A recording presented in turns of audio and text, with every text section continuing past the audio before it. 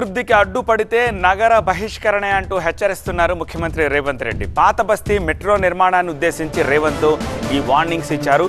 కొందరు old city మెట్రోని ఆపాలని చూస్తున్నారని, మెట్రోని ఆపాలని కేంద్రానికి పదే పదే చెప్తున్నారని రేవంత్ అన్నారు. కేంద్రాన్ని ఉసిగొల్పే వాళ్లను ముందే హెచ్చరిస్తున్నా మీరు అభివృద్ధికి అడ్డుపడ్డారా, నగర బహిష్కరణే అంటూ హెచ్చరిస్తున్నారు ఆయన.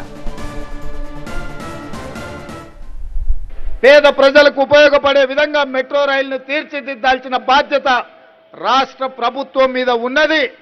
మరి ముఖ్యంగా ఉప్పల్, నాగోల్, ఎల్బీ నగర్, హయత్ నగర్, ఓవైసీ హాస్పిటల్ నుంచి చంద్రాయన్గుట్ట, అక్కడి నుంచి అంతర్జాతీయ ఎయిర్పోర్ట్ వరకు మెట్రో రైలు నిర్మించాల్సిన బాధ్యత మా ప్రభుత్వం మీద ఉన్నది.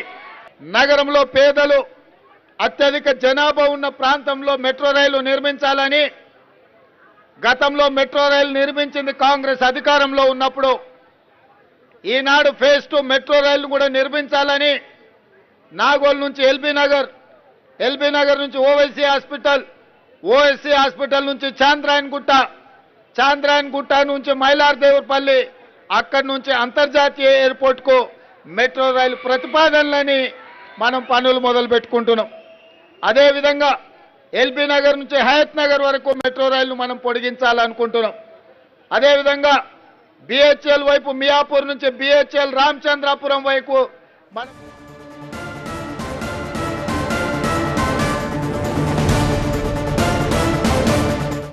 నిన్న చాంద్రాయన్గుట్టలో నేను, అసదుద్దీన్ ఓవైసీ గారు మెట్రో విస్తరణ కోసం పునాది రాయి వేసినాం. మేము ఒక పక్కన పునాది రాయి వేసేటప్పుడు కేంద్ర ప్రభుత్వం మీకు అనుమతిస్తున్నామని లేఖ పంపించింది. పునాది రాయి వేసి సంతోషంగా అభివృద్ధి చేద్దాం అనుకుంటే ఒక ఆయన కాళ్ళల్లో కట్టబెట్టేట ఆయన ఢిల్లీకి చెప్పిండంట, ఇప్పుడు అది ఆపండి అని చెప్పి వాళ్ళు అంటున్నారు. మీకు చేయడానికి చేత కాకపోతే మేము చేసేటప్పుడు కనీసం కాళ్ళల్లో కట్టబెట్టొద్దని వాళ్ళకి చెప్తున్నా. ఇది అధికారిక కార్యక్రమం కాబట్టి ఎక్కువ వివరాలు చెప్పడం లేదు. కానీ హైదరాబాద్లో మెట్రో విస్తరణకు అడ్డుపడుతున్న వాళ్ళని ఈ వేదిక మీద నుంచి నేను హెచ్చరిక జారీ చేయదలుచుకున్నా. హైదరాబాదు నగర అభివృద్ధికి మీరు అడ్డం పడి కేంద్ర ప్రభుత్వాన్ని ఉసిగొల్పి అడ్డుకోవడానికి ఏదైతే ప్రయత్నం చేస్తుండ్రో ఇది మంచి ప్రయత్నం కాదు. ఇట్లాంటి పనులు చేసే వాళ్లకు హైదరాబాదు నగర బహిష్కరణ శిక్ష విధించాల్సి వస్తుంది. మీరు జాగ్రత్తగా ఉండండి.